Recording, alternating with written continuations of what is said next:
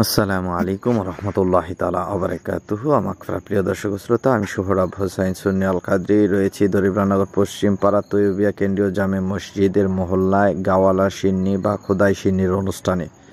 আবার অনেকেই বাল্লা সিন্নি বলে থাকে। এই সিন্নি বর্ষার শেষে শীত আসার আগে নতুন ফসল ধান আসার পরে যার যার মহল্লায় এই সিন্নির আয়োজন করে থাকেন।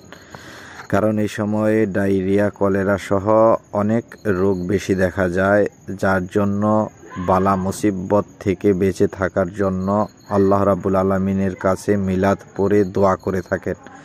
কোরআনে কারিমে সূরা ইউনূসের ৫৮ নং আয়াতে আল্লাহ রাব্বুল আলামিন বলেন, কুল বিফাদলিল্লাহি বিরহমাতিকা ফাবিযালিকা ফালিয়াফরাহু, তোমরা আনন্দ উৎসব করো আমার ফজল এবং রহমত পেয়ে। আর নতুন ধান জমি থেকে উঠে আসা একটা রহমত, আর এই রহমত পেয়ে সকলে মিলে নতুন ধানের সিন্নির উৎসবের মজাই আলাদা। আসসালামু আলাইকুম রহমতুল্লাহি তাআলা ওয়া বারাকাতুহু।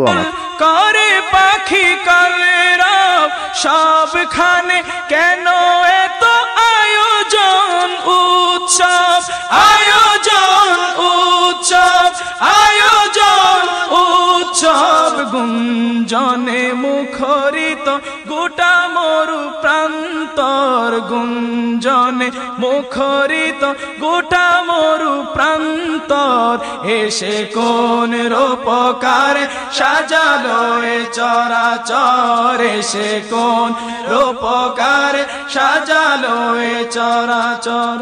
উল্লাস করে আজ সাহারার লোহাওয়ায়, ফুরাতের জল রাশি